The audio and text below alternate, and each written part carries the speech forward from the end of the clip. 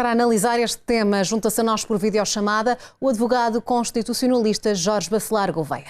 Boa noite, professor. O Governo diz que estas mudanças na lei da nacionalidade são a solução para 7 anos de imigração descontrolada. Qual é a primeira leitura que faz destas medidas? Eu faço uma leitura positiva. Julgo que são medidas positivas, pecam por tardias, até porque os partidos que apoiam estas medidas já teriam apoiado estas medidas há uns meses na outra legislatura, mas mais vale tarde do que nunca.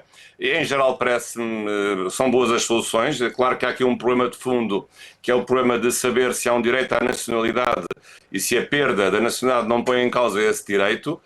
Não há direitos absolutos e, portanto, o direito à nacionalidade também não é um direito absoluto e, portanto, penso que estes casos limitados em que, segundo a proposta de lei e julgo também o projeto de lei do período Chega, se prevê essa possibilidade da perda de nacionalidade como sanção judicial acessória e não automática, penso que são casos restritos em que não se põe em causa a essência, o núcleo essencial do direito à nacionalidade. Mas e, portanto, a Constituição prevê isso mesmo? Não havendo realmente direitos absolutos, será que esta é mesmo uma medida constitucional? A Constituição diz, no artigo 26, que todos têm direito a vários direitos, à imagem, à honra, à palavra e também à nacionalidade, à cidadania. Tu usa a palavra cidadania.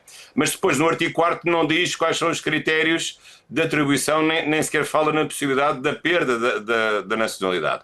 Mas sabemos que na teoria e na dogmática de direitos fundamentais estes direitos nunca são absolutos porque podem entrar em colisão com outros direitos ou com outros bens jurídicos. No caso aqui, a perda da nacionalidade significa que o Estado, assim como tem o direito de legislar sobre quem entra e deve estabelecer, deve dar a nacionalidade a quem tem uma ligação efetiva e, portanto, não pode ser arbitrário privando injustificadamente a nacionalidade, mas também tem o direito de tirar essa nacionalidade através do Poder Judicial em casos limite em que as pessoas até, se tivessem cometido esses crimes antes, nunca poderiam sequer tornar-se nacionais, porque eu recordo que para ser nacional, por um processo de naturalização, é preciso que não haja crimes praticados e até é preciso que a pessoa não constitua uma ameaça à segurança e à defesa nacionais e, portanto, estes crimes até serão casos bem mais evidentes e, portanto, se eles existissem antes, até nem sequer o cidadão estrangeiro teria direito à própria nacionalidade. E, portanto, penso que há aqui uma margem,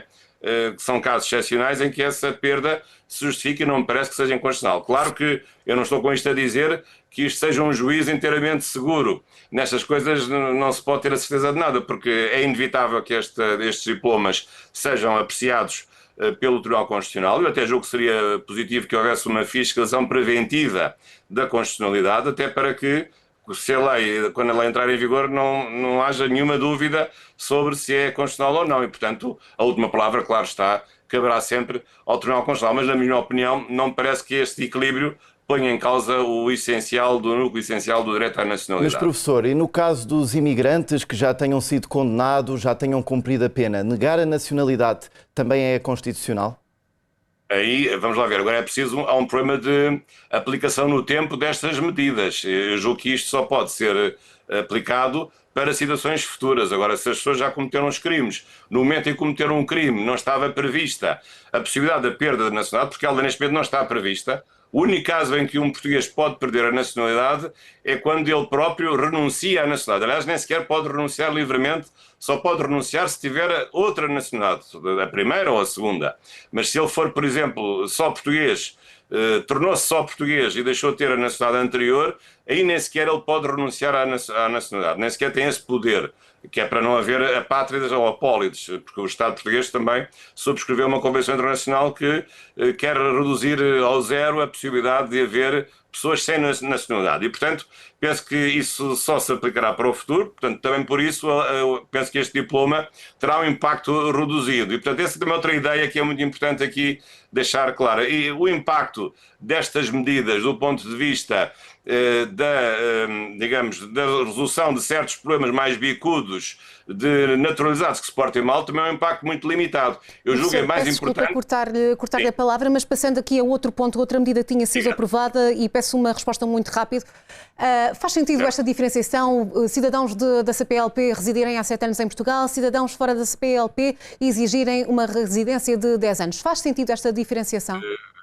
Sim, faz todo o sentido, até porque é a própria Constituição que lhe dá esse sentido, porque no artigo 15 da Constituição há uma certa equiparação dos direitos dos portugueses, que também são atribuídos aos estrangeiros, mas quando chegamos aos estrangeiros, a Constituição estabelece 3 categorias: os estrangeiros comuns, os estrangeiros da União Europeia e os estrangeiros dos Estados de língua portuguesa. E, portanto, se é a própria Constituição que não dá os direitos todos por igual a um estrangeiro comum, porque dá mais direitos aos estrangeiros dos Estados de língua portuguesa, também me parece que a lei pode, obviamente, seguir esse diapasão de haver essa diferença. E uma resposta agora muito curta também.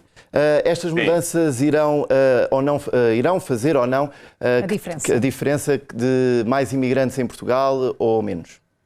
Eu acho que vai ser, eu penso que digamos aqui o prato principal é a lei dos estrangeiros, não é a lei da nacionalidade. Não é a lei da nacionalidade que vai resolver o problema, nem as restrições que venham a ser estabelecidas. Penso que é uma lei complementar, é uma lei muito importante porque é uma lei identitária daquilo que é de alguém que, sendo português, também representa Portugal, tem dentro de si a Portugalidade, a partir do momento em que é português, mas os problemas que nós estamos a enfrentar hoje que parecem invisíveis, da imigração descontrolada, hoje toda a gente parece que está de acordo com isso à unanimidade, mas não havia unanimidade há 3 ou 4 anos, e de facto tem que ser através da alteração da lei dos estrangeiros e, sobretudo, que os procedimentos de verificação do legalidade sejam efetivos, quer preventivos, quer repressivos. Penso que é muito positiva a criação da Unidade Nacional de Estrangeiros e Fronteiras.